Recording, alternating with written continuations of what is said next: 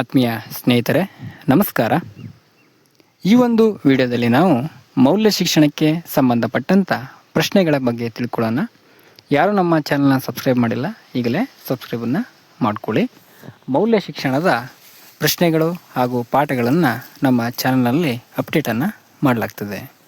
ಈಗ ಮೌಲ್ಯ ಶಿಕ್ಷಣಕ್ಕೆ ಸಂಬಂಧಪಟ್ಟಂಥ ಮೊದಲ ಪ್ರಶ್ನೆ, ಮೌಲ್ಯ ಶಿಕ್ಷಣದ ಗುರಿ ವಿದ್ಯಾರ್ಥಿಗಳಿಗೆ ಉತ್ತಮ ವ್ಯಕ್ತಿತ್ವವನ್ನು ರೂಪಿಸ್ತಕ್ಕಂಥದ್ದು, ಸಾಮಾಜಿಕ ಜವಾಬ್ದಾರಿ ಬೆಳೆಸುವುದು. ಎ ಮಾತ್ರ ಸರಿ, ಬಿ ತಪ್ಪು. ಎ ಮತ್ತು ಬಿ ಸರಿಯಾದ ಹೇಳಿಕೆ. ಇದರಲ್ಲಿ ಯಾವುದು ಸರಿ ಅಂತಕ್ಕಂಥದ್ದನ್ನು ಗುರುತಿಸಬೇಕಾಗುತ್ತೆ. ಇದಕ್ಕೆ ಉತ್ತರ ಬಂದು ಎ ಮತ್ತು ಬಿ ಎರಡೂ ಕೂಡ ಆಗುತ್ತೆ. ಮೌಲ್ಯ ಶಿಕ್ಷಣದ ಪ್ರಮುಖ ಗುರಿ ಏನಂದರೆ ವಿದ್ಯಾರ್ಥಿಗಳಿಗೆ ಉತ್ತಮ ವ್ಯಕ್ತಿತ್ವ ಮತ್ತು ಸಾಮಾಜಿಕ ಜವಾಬ್ದಾರಿಯನ್ನು ಬೆಳೆಸೋದಾಗಿರ್ತದೆ. ಮೊದಲನೇ ಪ್ರಶ್ನೆಗೆ ಉತ್ತರ ಎ ಮತ್ತು ಬಿ ಸರಿಯಾದ ಹೇಳಿಕೆ, ಆಪ್ಷನ್ ಡಿ ಆಗಿರುತ್ತದೆ. ಇನ್ನು ಎರಡನೇ ಪ್ರಶ್ನೆ, ವಿದ್ಯಾರ್ಥಿಗಳ ಸಕ್ರಿಯ ಭಾಗವಹಿಸುವಿಕೆಯನ್ನು ನಾವೇನಂತ ಕರಿತೀವಿ? ಆಪ್ಷನ್ ಎ ವಿದ್ಯಾರ್ಥಿ ಕೇಂದ್ರಿತ ಕಲಿಕೆ, ಶಿಕ್ಷಕ ಕೇಂದ್ರಿತ ಕಲಿಕೆ, ಸಮಾಜದ ಕಲಿಕೆ, ಚರ್ಚಾ ಕಲಿಕೆ.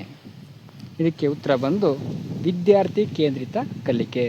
ವಿದ್ಯಾರ್ಥಿಗಳು ಕಲಿಕೆಯಲ್ಲಿ ಸಕ್ರಿಯವಾಗಿ ಭಾಗವಹಿಸಿದ್ರೆ ಅದನ್ನು ನಾವು ವಿದ್ಯಾರ್ಥಿ ಕೇಂದ್ರಿತ ಕಲಿಕೆ ಅಂತ ಕರಿತೀವಿ. ಇನ್ನು ಮೂರನೇ ಪ್ರಶ್ನೆ, ವಿವಿಧ ಕೆಲಸಗಾರನನ್ನು ಗೌರವಿಸುವುದು ಸ್ವತಂತ್ರ ಮೌಲ್ಯವನ್ನು ಬೆಳೆಸುತ್ತದೆ, ಸಮಾನತೆಯ ಮೌಲ್ಯವನ್ನು ಬೆಳೆಸುತ್ತದೆ, ದಯಾ ಮೌಲ್ಯವನ್ನು ಬೆಳೆಸುತ್ತೆ, ಪ್ರಾಮಾಣಿಕ ಮೌಲ್ಯವನ್ನು ಬೆಳೆಸುತ್ತೆ. ಅಂದರೆ ಈ ಸಮಾಜದಲ್ಲಿ ಹಲವು ಬಗೆಯ ಜನರು ಹಲವು ರೀತಿಯ ಕೆಲಸಗಳನ್ನು ಮಾಡ್ತಾ ಇದ್ದಾರೆ. ಈ ಹಲವು ರೀತಿಯ ಕೆಲಸಗಳನ್ನು ನಾವು ಗೌರವಿಸುವುದು ಯಾವುದಕ್ಕೆ ಬರ್ತದೆ ಅಂತಂದರೆ ಆಪ್ಷನ್ ಬಿ ಸಮಾನತೆಯ ಮೌಲ್ಯವನ್ನು ಬೆಳೆಸುತ್ತೆ, ವಿವಿಧ ಕೆಲಸಗಾರರನ್ನು ಗೌರವಿಸ್ತಕ್ಕಂಥದ್ದು.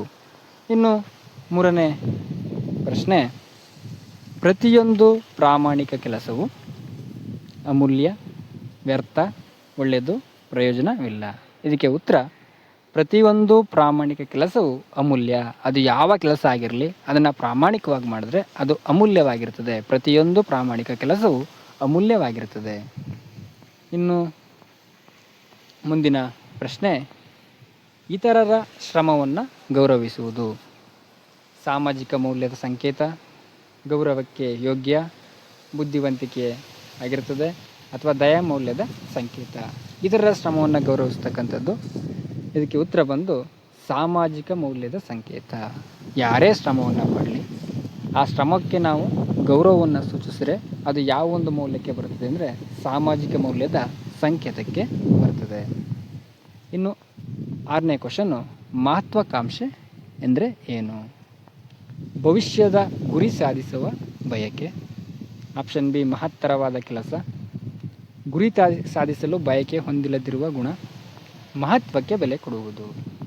ಮಹತ್ವಾಕಾಂಕ್ಷೆ ಅಂತಂದರೆ ಭವಿಷ್ಯದ ಗುರಿ ಸಾಧಿಸುವ ಬಯಕೆ ಅಥವಾ ಆಸೆ ಅಂತ ಹೇಳ್ಬೋದು. ಮನುಷ್ಯನಾದವನು ಒಂದು ಗುರಿಯನ್ನು ಇಟ್ಕೋತಾನೆ. ಆ ಗುರಿಯನ್ನು ಸಾಧಿಸಲು ಇರತಕ್ಕಂಥ ಒಂದು ಬಯಕೆಯನ್ನು ಅಥವಾ ಆಸೆಯನ್ನು ನಾವು ಮಹತ್ವಾಕಾಂಕ್ಷೆ ಅಂತ ಕರಿತೀವಿ. ಆಪ್ಷನ್ ಎ ಇದಕ್ಕೆ ಉತ್ತರ ಆಗಿರ್ತದೆ. ಕನಸು ಅಂದರೆ ಏನು?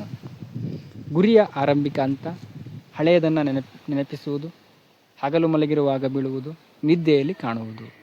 ಇದಕ್ಕೆ ಉತ್ತರ ಕನಸು ಅಂದರೆ ಗುರಿಯ ಆರಂಭಿಕ ಹಂತ ಅಂತ ಕರಿತೀವಿ. ಕನಸು ಕಾಣೋದು ಅಂದರೆ ಗುರಿಯ ಆರಂಭಿಕ ಹಂತವಾಗಿರುತ್ತದೆ. ಏನನ್ನಾದರೂ ಸಾಧಿಸಬೇಕು ಅಂದರೆ ಕನಸು ಕಾಣಬೇಕು. ಆ ಕನಸು ಅಂದರೆ ಅದೇ ನಮ್ಮ ಗುರಿಯ ಆರಂಭಿಕ ಹಂತ ಅಂತ ಅದನ್ನು ಕರಿತೀವಿ. ಶ್ರಮ ಅಂದರೆ ಏನು? ಕಷ್ಟಪಡುವುದು, ಹೊಲದಲ್ಲಿ ಕೆಲಸ ಮಾಡುವುದು, ಕಷ್ಟಕರ ಕೆಲಸ ಮಾಡುವುದು, ಗುರಿ ಸಾಧನೆಗೆ ಅಗತ್ಯವಾದ ಪ್ರಯತ್ನ. ಶ್ರಮ ಅಂತಂದರೆ ಏನಪ್ಪ ಅಂದರೆ ಗುರಿಯ ಸಾಧನೆಗೆ ಅಗತ್ಯವಾದ ಪ್ರಯತ್ನವನ್ನು ಮಾಡೋದಕ್ಕೆ ನಾವು ಶ್ರಮ ಅಂತ ಕರಿತೀವಿ. ಮೌಲ್ಯ ಶಿಕ್ಷಣದ ಒಂದು ದೃಷ್ಟಿಯಲ್ಲಿ ಶ್ರಮ ಅಂದರೆ ಗುರಿ ಸಾಧನೆಗೆ ಅಗತ್ಯವಾದ ಪ್ರಯತ್ನ. ಇನ್ನು 9ನೇ ಕ್ವಶನ್, ಸಾಮಾಜಿಕ ಬೆಂಬಲವನ್ನು ಇವರಿಂದ ಪಡೆಯಬಹುದು. ನಾವು ಯಾರಿಂದ ಸಾಮಾಜಿಕ ಬೆಂಬಲವನ್ನು ಪಡಿತೀವಿ? ಕುಟುಂಬದಿಂದ, ಸ್ನೇಹಿತರಿಂದ, ಶಿಕ್ಷಕರಿಂದ. ಕುಟುಂಬ, ಸ್ನೇಹಿತರು ಮತ್ತು ಶಿಕ್ಷಕರ ಸಹಾಯ. ಇದರಲ್ಲಿ ಯಾವುದಾಗುತ್ತೆ? ಇದರಲ್ಲಿ ಉತ್ತರ ನಾವು ಸಾಮಾಜಿಕ ಬೆಂಬಲವನ್ನು ಆಪ್ಷನ್ ಡಿ ಕುಟುಂಬ, ಸ್ನೇಹಿತರು ಮತ್ತು ಶಿಕ್ಷಕರ ಒಂದು ಸಹಾಯದಿಂದ ಪಡ್ಕೋತೀವಿ. ಮೂರು ಕೂಡ ಇದಕ್ಕೆ ಉತ್ತರ ಆಗುತ್ತೆ. ಆಪ್ಷನ್ ಡಿ ಆನ್ಸರ್ ಆಗುತ್ತೆ. ಕಠಿಣ ಪರಿಸ್ಥಿತಿಯಲ್ಲಿ ನಿಮ್ಮಲ್ಲಿ ಯಾವ ಮೌಲ್ಯ ಬೆಳೆಸುವುದು? ಕಠಿಣ ಪರಿಸ್ಥಿತಿ ನಮ್ಮನ್ನು ಯಾವ ರೀತಿ ಯಾವ ಒಂದು ಮೌಲ್ಯವನ್ನು ಬೆಳೆಸುತ್ತೆ ಅಂತಕ್ಕಂಥದ್ದು ಧೈರ್ಯ, ಆತ್ಮವಿಶ್ವಾಸ, ಭಯ, ಧೈರ್ಯ ಮತ್ತು ಆತ್ಮವಿಶ್ವಾಸ. ಇದಕ್ಕೆ ಉತ್ತರ ಬಂದು ಆಪ್ಷನ್ ಡಿ, ಧೈರ್ಯ ಮತ್ತು ಆತ್ಮವಿಶ್ವಾಸ. ಕಠಿಣ ಪರಿಸ್ಥಿತಿ ನಮ್ಮಲ್ಲಿ ಧೈರ್ಯವನ್ನು ಉಂಟು ಮಾಡ್ತದೆ, ಜೊತೆಗೆ ಆತ್ಮವಿಶ್ವಾಸವನ್ನು ಕೂಡ ನಮ್ಮಲ್ಲಿ ಬೆಳೆಸ್ತದೆ.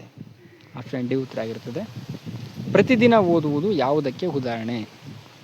ಗುರಿ ಸಾಧನೆಗೆ ನಿರಂತರ ಪ್ರಯತ್ನದ ಉದಾಹರಣೆ, ಕಲಿಕೆ ಉಂಟಾಗುವುದಕ್ಕೆ ಉದಾಹರಣೆ, ಸಮಯ ನಿರ್ವಹಣೆಗೆ ಉದಾಹರಣೆ, ಪ್ರಾಮಾಣಿಕತೆಗೆ ಉದಾಹರಣೆ. ಪ್ರತಿದಿನ ಓದುವುದು ಯಾವುದಕ್ಕೆ ಉದಾಹರಣೆ? ಇದಕ್ಕೆ ಉತ್ತರ ಬಂದು ಗುರಿ ಸಾಧನೆಗೆ ನಿರಂತರ ಪ್ರಯತ್ನದ ಉದಾಹರಣೆ ಆಗಿರ್ತದೆ. ಆನ್ಸರ್ ಇದಕ್ಕೆ 11ನೇ ಪ್ರಶ್ನೆಗೆ ಗುರಿ ಸಾಧನೆಗೆ ನಿರಂತರವಾದ ಪ್ರಯತ್ನ ಪ್ರತಿದಿನ ಓದುವುದಕ್ಕೆ ಉದಾಹರಣೆ ಆಗಿರ್ತದೆ.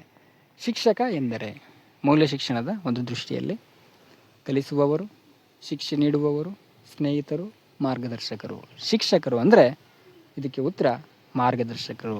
Option D. ಇನ್ನು ಮುಂದಿನ ಪ್ರಶ್ನೆ, ಸಾಧನೆಗೆ ಸಹಕಾರಿಯಾದ ಅಂಶ. ಸಾಧನೆ ಮಾಡಬೇಕು ಅಂದರೆ ಯಾವುದು ನಮಗೆ ಸಹಕಾರಿಯಾಗುತ್ತೆ? ಕನಸು, ಗುರಿ, ಆತ್ಮವಿಶ್ವಾಸ, ಪರಿಶ್ರಮ. ಕನಸು, ಗುರಿ, ಪರಿಶ್ರಮ, ವಿಶ್ವಾಸ. ಇದರಲ್ಲಿ ಯಾವುದು? ಇದಕ್ಕೆ ಉತ್ತರ ಬಂದು ಆಪ್ಷನ್ ಡಿ, ಕನಸು, ಗುರಿ, ಪರಿಶ್ರಮ, ಆತ್ಮವಿಶ್ವಾಸ. ಆಪ್ಷನ್ ಡಿ ಇದಕ್ಕೆ ಉತ್ತರ ಆಗುತ್ತೆ. ಪ್ರತಿದಿನ ಕ್ರೀಡಾ ಅಭ್ಯಾಸ ಮಾಡಿಸುವುದರಿಂದ ಏನಾಗುತ್ತೆ? ಕೌಶಲ್ಯ ಅಭಿವೃದ್ಧಿ ಆಗುತ್ತೆ, ದೇಹ ಬೆಳವಣಿಗೆ ಆಗುತ್ತೆ, ಮಾನಸಿಕವಾಗಿ ಸಂತೋಷ ಸಿಗುತ್ತೆ, ಮನರಂಜನೆ ಸಿಗುತ್ತೆ. ಪ್ರತಿದಿನ ಕ್ರೀಡಾಭ್ಯಾಸ ಮಾಡಿಸೋದರಿಂದ ನಮಗೇನು ಸಿಗುತ್ತೆ ಅಂದರೆ ಮಗುವಿನ ಒಂದು ಕೌಶಲ್ಯ ಅಭಿವೃದ್ಧಿ ಆಗುತ್ತೆ. ಇದಕ್ಕೆ ಉತ್ತರ ಆಪ್ಷನ್ ಎ, ಕೌಶಲ್ಯ ಅಭಿವೃದ್ಧಿ. ಇನ್ನು 15ನೇ ಕ್ವಶನ್, ದೃಢ ಸಂಕಲ್ಪ ಅಂದರೆ?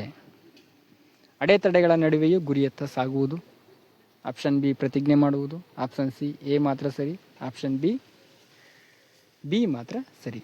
ಇದಕ್ಕೆ ಉತ್ತರ ದೃಢ ಸಂಕಲ್ಪ ಅಂತಂದರೆ ಅಡೆತಡೆಗಳ ನಡುವೆಯೂ ಗುರಿಯತ್ತ ಸಾಗುವುದು. ಎ ಮಾತ್ರ ಸರಿ. ಇದಕ್ಕೆ ಉತ್ತರ ಬಂದು ಸಿ, ಎ ಮಾತ್ರ ಸರಿ. ಇಷ್ಟು ಮೌಲ್ಯ ಶಿಕ್ಷಣಕ್ಕೆ ಸಂಬಂಧಪಟ್ಟಂಥ 15 ಪ್ರಶ್ನೆಗಳಾಗಿರ್ತದೆ. ಮುಂದಿನ ವಿಡಿಯೋದಲ್ಲಿ ಮತ್ತೆ ಇನ್ನೊಂದು 15 ಪ್ರಶ್ನೆಗಳ ಜೊತೆ ನಾನು ನಿಮ್ಮನ್ನು ಮತ್ತೆ ಸಿಗ್ತೀನಿ ಅಂತ ಹೇಳ್ತಾ ಈ ವಿಡಿಯೋನ ಇಲ್ಲಿಗೆ ಮುಗಿಸ್ತಾ ಇದ್ದೀನಿ. ಯಾರು ನಮ್ಮ ಚಾನಲ್ನ ಸಬ್ಸ್ಕ್ರೈಬ್ ಮಾಡಿಲ್ಲ, ಈಗಲೇ ಸಬ್ಸ್ಕ್ರೈಬ್ ಮಾಡ್ಕೊಳ್ಳಿ ಅಂತ ಹೇಳ್ತಾ ಧನ್ಯವಾದಗಳು.